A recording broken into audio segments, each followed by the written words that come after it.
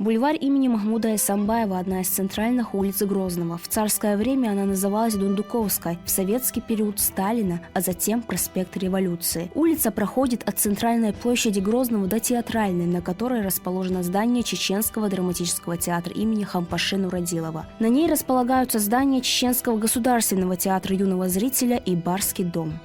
В народе бульвар имени Эсамбаева называют Чеченским Арбатом, потому что в основном здесь ютятся кофейни и рестораны, а вечером люди приходят просто посидеть на лавочке и отдохнуть.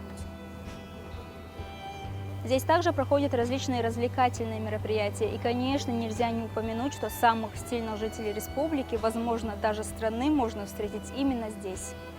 Но не всегда бульвар имени Махмуда Эсамбаева славился шиком и блеском, которому мог бы позавидовать сам Милан. Многим грозненцам известно, что бульвар Эсамбаева, бывший проспект Революции, в прошлом именовалась улицей Дундуковской, но мало кто знает, что означает это странное название. У Пушкина есть эпиграмма: «В Академии наук заседает князь Дундук». Говорят, не подобает Дундуку такая честь. Почему же он заседает? Потому что есть чем сесть. Под этим именем, ставшим после пушкинской эпиграммы нарицательным, выведен князь Михаил Александрович Дундуков-Корсаков. Однако улица Дундуковская, существовавшая до революционном Грозном, была названа не в его честь, а в честь его сына Александра. Он был командующим Кавказским военным округом и главноуправляющим гражданской частью на Кавказе. В середине XIX века на месте сегодняшнего бульвара были торговые ряды, вместо которых постепенно сформировался торговый двор, где можно было купить любой товар. Из-за постоянных разливов Сунжи его перенесли на место, где впоследствии был построен завод «Красный молот». На освободившемся месте началось бурное строительство будущего центра города. Поначалу дома были саманными и деревянными, из-за чего часто случались пожары. Одним из первых кирпичных зданий на улице был Гранд-отель, построенный в конце XIX века. В 1930 году улица получила имя Сталина. В 1960-е годы улица называлась проспектом Революции. В 2003 году бульвар был переименован в честь известного артиста балета и эстрады, хореографа, балетмейстера, общественного деятеля, героя социалистического труда, народного артиста СССР Махмуда Эсамбаева. Махмуд Эсамбаев был первым артистом СССР, который выступал со своей сольной программой. В одном концерте он собрал танцы народов мира. Про свое творчество он говорил так: «Танец – это жизнь. Я дышу через танец, легкие не в счет». Махмуд Эсамбаев родился в предгорном селении Старые Атаги. Уже в 7 лет он танцевал на деревенских свадьбах, а через год стал выступать в небольшом цирке, который кочевал по горным селениям. Увлечение сына вызвало гнев отца. Он запирал его дома, прятал одежду, бил мальчика, чтобы тот перестал танцевать. Сверстники называли Махмуда скоморохом, однако тот продолжал заниматься любимым делом.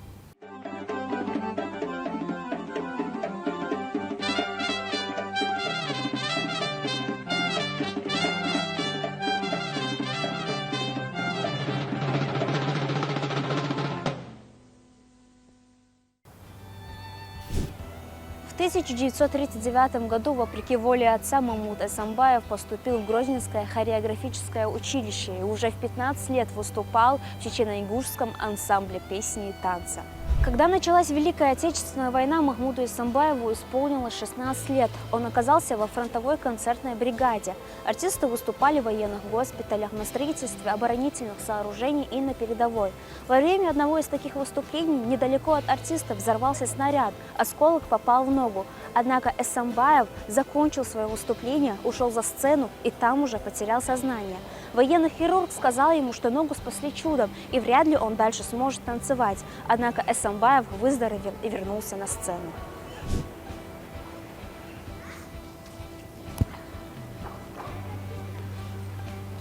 В 1943 году Махмуд Эсамбаев выступал в освобожденном от немцев Пятигорске. Там его пригласили в местный театр «Оперетта», но проработал он там немного.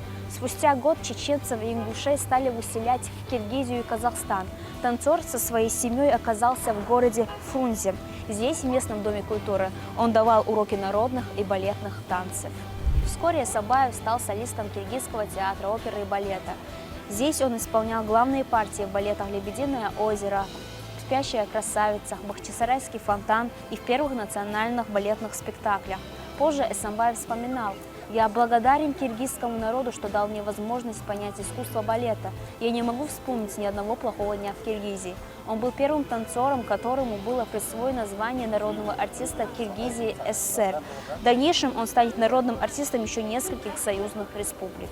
Балетмейстер Юрий Григорьевич говорил: на афишах пишут танцы народов мира, а надо бы народы мира в танце. Непременно посмотрите Эсамбаева. Театр Эсамбаева – это театр переживания, а не представления. Каждое выступление мастера на эстраде, каждая его миниатюра, я бы сказал, уже законченный маленький балет. Барский дом в центре Грозного – одно из немногих старых зданий города, уцелевших после бомбежек двух чеченских кампаний. Как именно появилось такое любопытное название «Барский дом», есть несколько версий. Самая распространенная гласит: здание, напоминающее небольшой замок, построили в 1923 году приехавшие работать на чеченских нефтепромыслах английские инженеры из компании Royal Dutch Shell. Тут размещались их офисы и квартиры. Так появился британский аристократ в самом центре Грозного. Впрочем, есть версия, что Барский дом построили вполне себе местные архитекторы в 1915 году. Именно в таком английском замковом стиле, как дань факту, что Грозный вырос некогда из небольшой военной крепости.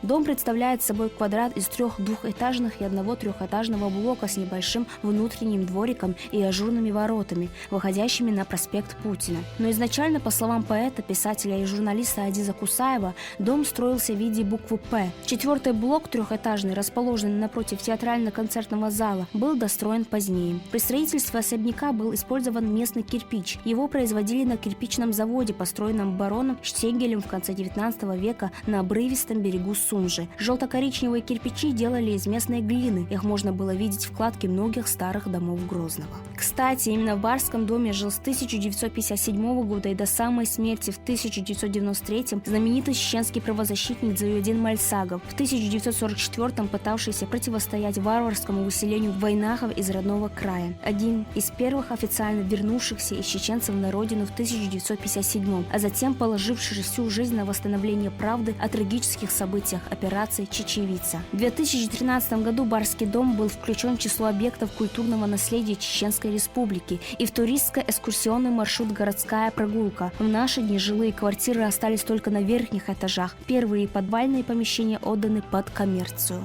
Еще одно здание, сохранившееся на проспекте с прошлых веков, это театр юного зрителя. Деятельность театра юного зрителя начинается с далекого 1935 года, когда группа театральных деятелей создали кружок любителей театра. Так, в 1937 году был открыт театр кукол. Так началась история Чеченского государственного театра юного зрителя.